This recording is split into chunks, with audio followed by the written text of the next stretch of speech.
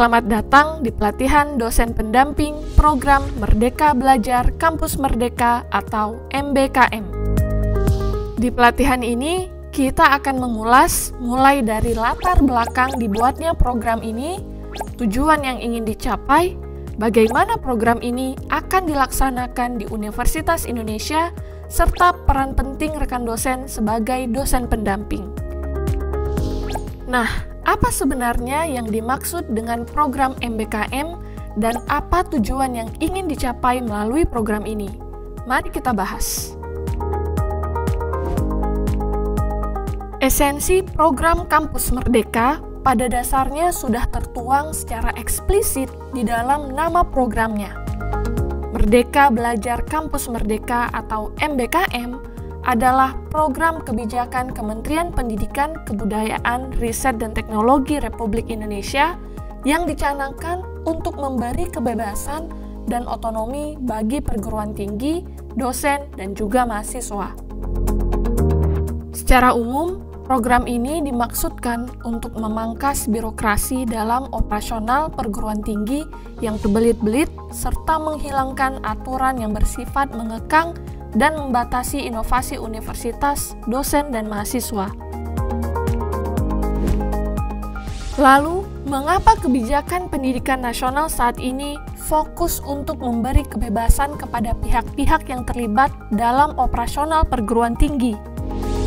Alasan utama yang mendasari kebijakan ini adalah kebutuhan kita akan sumber daya manusia yang mumpuni di masa yang akan datang. Visi Indonesia tahun 2045 adalah menjadi negara dengan ekonomi terbesar kelima di dunia.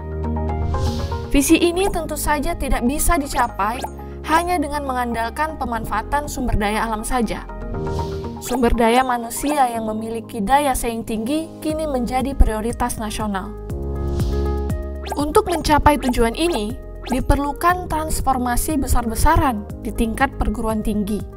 Karena perguruan tinggi adalah ujung tombak pembentuk sumber daya manusia negara. Menurut pemerintah, transformasi ini dapat dicapai dengan optimal melalui pemberian kebebasan berinovasi dan otonomi bagi perguruan tinggi dan pihak-pihak yang terlibat di dalamnya. Maka dari itu, dibuatlah program Merdeka Belajar Kampus Merdeka atau MBKM. Oke, selanjutnya, apa yang akan dilakukan melalui program MBKM ini?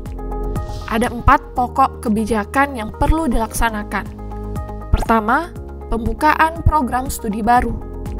Kedua, perubahan sistem akreditasi perguruan tinggi. Ketiga, perubahan perguruan tinggi menjadi badan hukum. Dan keempat, hak mahasiswa untuk belajar di luar prodi selama 3 semester. Dari sini saja sudah terlihat bahwa perubahan yang akan diimplementasikan cukup besar. Nah, mari kita coba bahas satu persatu. Yang pertama adalah pembukaan program studi atau prodi baru. Tata aturan pembukaan prodi baru yang tadinya sangat panjang dan berliku, kini dibuat sesederhana mungkin.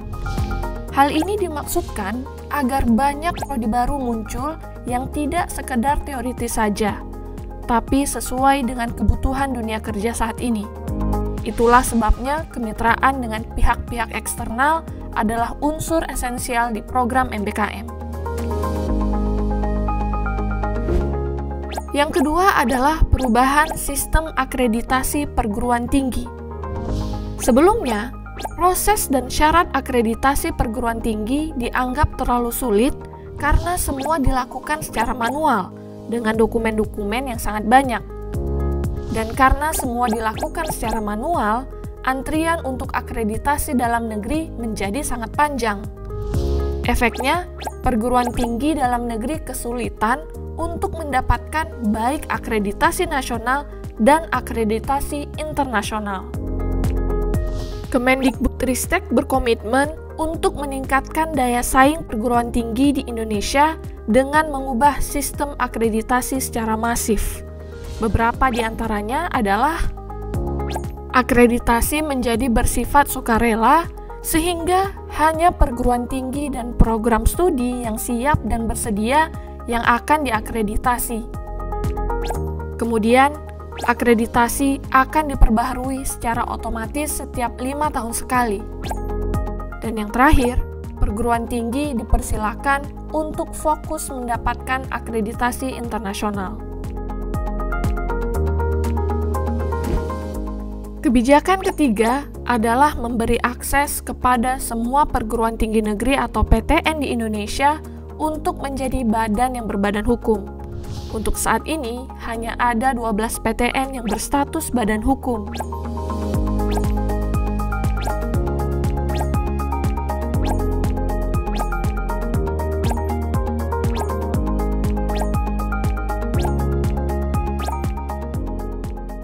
Padahal, status ini memberi PTN otonomi penuh terhadap institusinya, seperti kepemilikan atas properti perguruan tinggi, keleluasaan untuk memodifikasi pembelanjaan, kebebasan untuk bekerja sama dengan pihak eksternal, dan lain-lain. Melalui program ini, pemerintah akan membantu dan memberi keringanan bagi PTN yang berniat untuk merubah status institusi mereka menjadi badan hukum.